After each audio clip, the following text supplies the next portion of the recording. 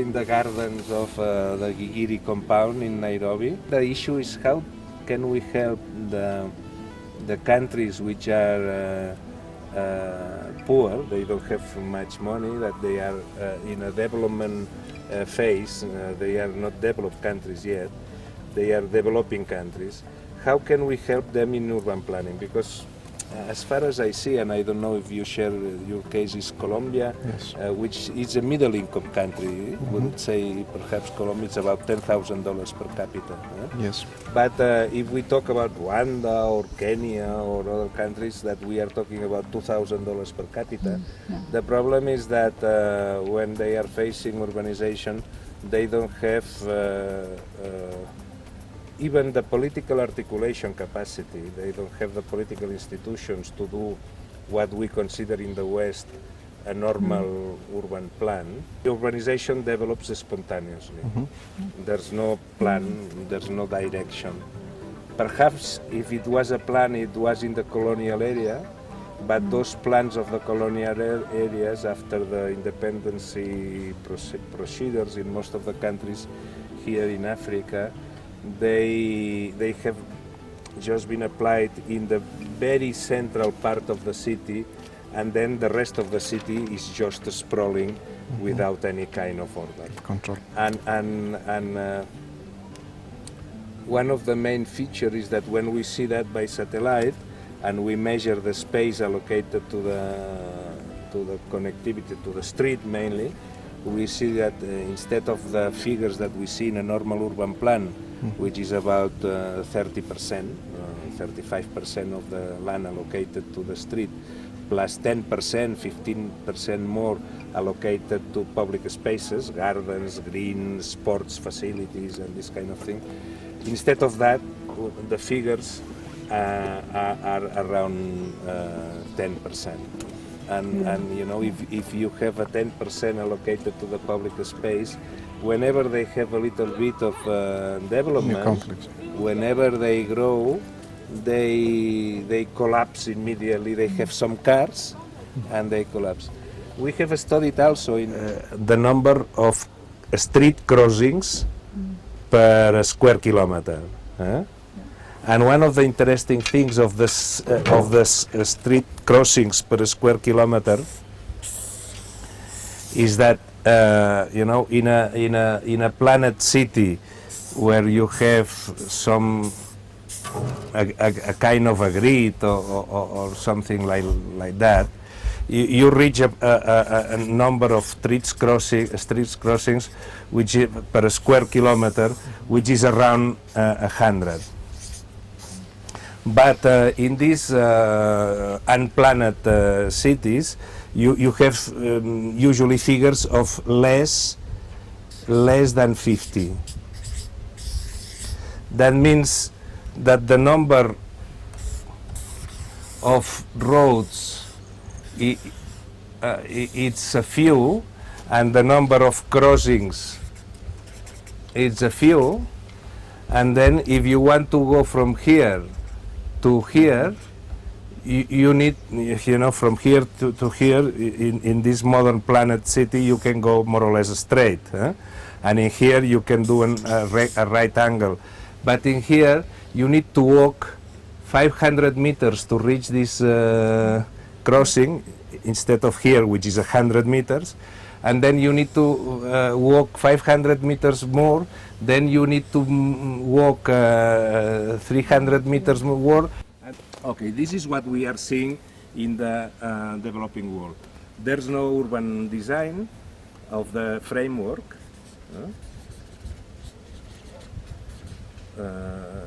or urban pattern. And then usually what it's there, it's the old walkways or neighborhood village roads, Paths, and actually, a path following whatever is here. You have perhaps a farm here. Here it can be, I don't know, you know, a church or a mosque or whatever. The pattern, existing pattern, is a subsidiary pattern of the pre-existing land distribution instead of being a pattern, a planet pattern. And this unplanet pattern, it's very inefficient in terms of communication. Then there's another interesting question, is the width of the roads.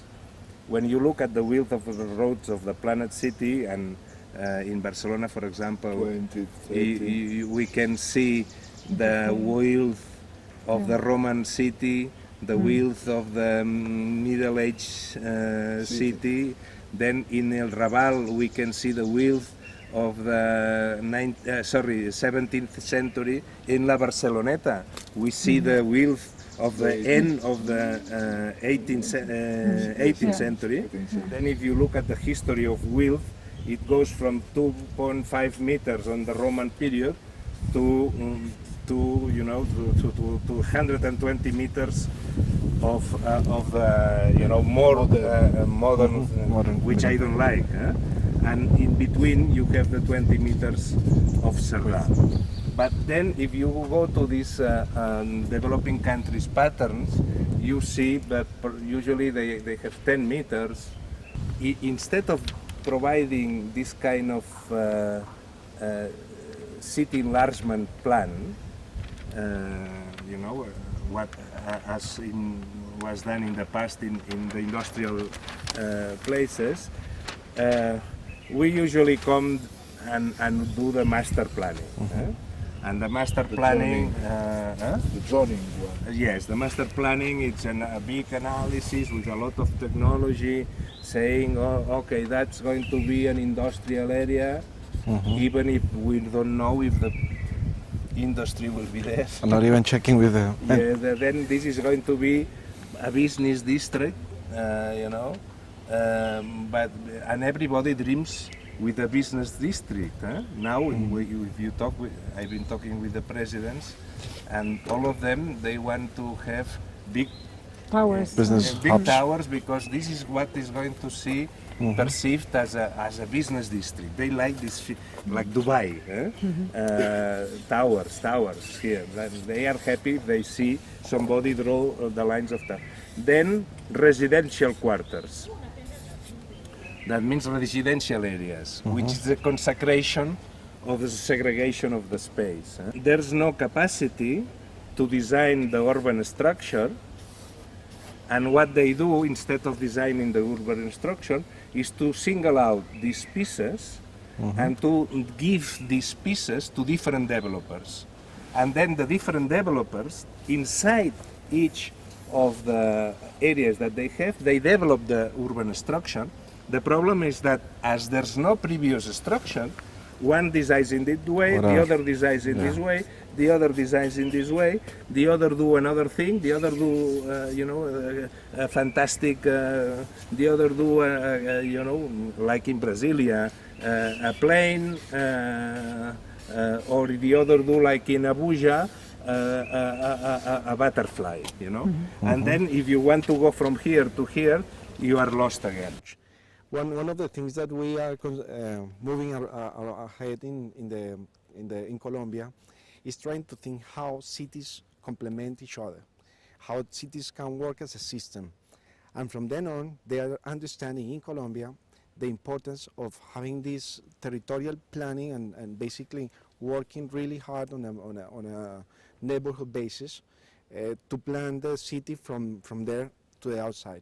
And that's basically something that it must be considered not only to attract investment, but also to try to empower people from the ground. But isn't it the case that you see a kind of schizophrenia between the planned historical city or the, some plans, for example, I think that in Medellin there were plans done at the beginning of the 19th century, and then the rest of the growth is happening in an unplanned way, because there's the planners or the plan is not able to put order in the growth, and then the order, it's chaotic, it's no order, and it's the slum. It's a kind of, and this is for the poor people. Yes. You have the rich people. It's in the more or less planned part,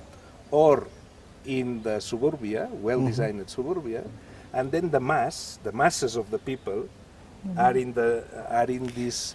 Exactly. In the case of Medellin, climbing The hills. the hills, Yes. like in Barcelona was the case of Torre-Baró or Las Planas. Instead of a complex zone plan, I would like to provide a kind of solution to the developing countries that they can grow with the plan. That's as planned. Solution. Yes, it's a track. I don't want to give them a plan. I want to give them an urban framework. A tool. Yes, it's like the case of Manhattan Plan in 1811. The planners of Manhattan, they never dreamed that Manhattan would be what is it now. But the streets that they designed, they are there yet. And the pattern has been able to see the change of Manhattan being a commercial center. Then it became an industrial center. Manhattan was in industry, and some of the zones of Manhattan were full of industries. Then after that, they changed to a more mixed situation.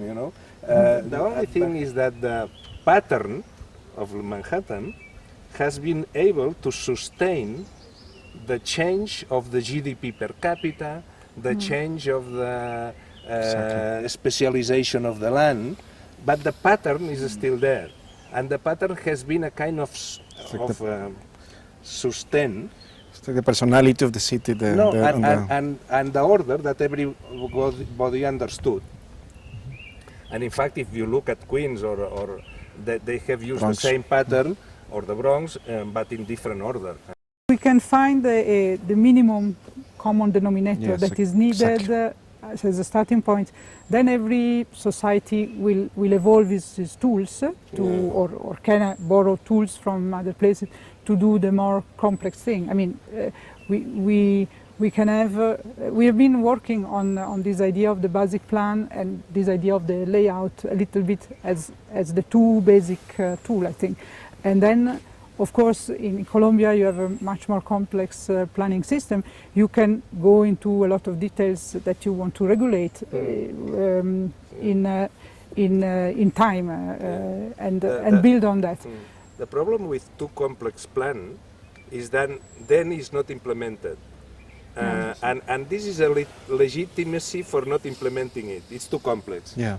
Then, in that sense, Go to basics. I am favoring the simplification. Yes. What are the tools that we can provide to be implemented? Because if we go always to the overall diagnosis, then what is the role of planning in the intermediate phases? Yeah, I understand that people is very reluctant when they are very poor to allow for public space, but look at San Francisco, look at and Philadelphia. Those cities were planned 200, 300 years ago, and they already were able to allow for 30-35% of the land for the street. I agree, but I think we were discussing the other day who is the public authority in these countries we are talking about that has that capacity vis-a-vis the private interest. No? Yeah, that's exactly and the interest, the point. I think the issue is an issue of the interest that are also not well articulated on the side of the private sector, because we could make it much more clear and interesting for the private sector to support the public space, to accept the public space as a added Perhaps value. the public sector will see the increased their value and generated by proper Exactly. public space. Yeah. It's a win-win situation here, because at the end the variable here is the price of the land. They're trying to optimize the price of the land by not doing not considering as much as public space as they should consider. Yeah. But And in it's that the regard, opposite. you have to change the way the relation equation, between the two. Yeah. the real equation, Yeah. because at the end, as Dr. Claus says, if we have good equipment, good of public space, the city itself and the public will be gaining from all these value gains, and at the end, it will be a good business for the developers as well, and we can start building a more compact, more quality city. In that regard, There I is think the last step of this process will be the return income with taxes of, Yes. of the The private, value the sharing, private- yeah? But in lot of many developing countries, for example in here, we don't have this last step. No, So the, but they the will- managing of the public No problem. space will fall down, the private income will fall there's down. But when Cerdà designed the plan, also in Barcelona there's no as much taxation, or in America, you know, the taxation was very big. All that grows with the When you- growth of the society, the complexity. You cannot pretend to go with a finalized society. This is the problem that I see. This is more crucial for us in UN Habitat, is how to produce urban directives, let's say, urban ideas, which serves one solution. the solution to give way for their development. What can we do in order to help these $2,000 per capita urban realities to find a simple, schematic, understandable tool that serves them to guide them in the process to growth? We've been discussing a lot on the Mavoko and also the Kizumu experience, and we are always between this, what is really blocking the innovation, no? Because we are trying to introduce the innovation, and it's not easy. So on one side the legislation is relatively bad, but in reality is when we do the analysis in detail is not that true. I mean the legislation, the regulation could be Sorted still out. fit this type of approach. But the problem is that the decision makers, the policy, they're afraid, let's say, to do things differently because they don't know exactly what is going to be, who is going to fire back at them. So it's going to be the community, it's going to be the private sector, it's going to be the government that is overseeing the plans. And these institutions, I mean these actors, don't have yet a common understanding. When last reflection, some developer asked us, "What can I do? I understand you have challenges. What can we do as developers?" They were saying. And I was saying the law obligates you to leave like 20% for the public space for common spaces. Usually, what the developers do is take this space inside the buildings that they create. We said one way to do things is go Do it think outside. on the street, go out and do some public space as well as developer. You can give more FAR to compensate the Exactly. open space or Floor area ratio, Floor area ratio, meaning exactly.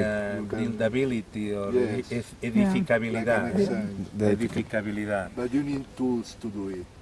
You need legislation, tools, but in Kenya, for example, you don't have it. Everyone can build Whatever they like. Yeah. You don't have this Control.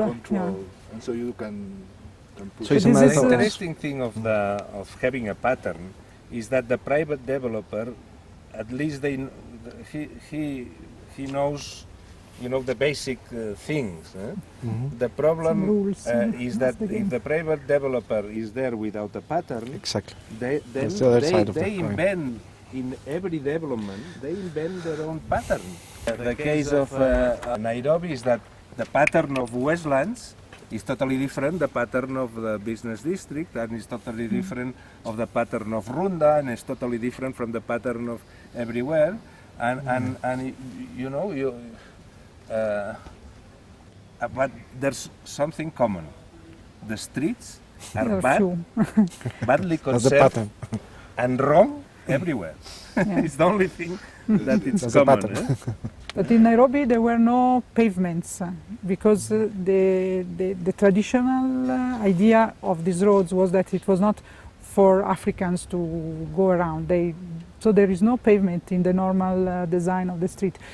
Pavement meaning walk sides. The walk side. Yeah. Okay, see, aceras. Yeah. There's no walk sides. No walk side because it's not people For are people. not It's not supposed for to people. go around.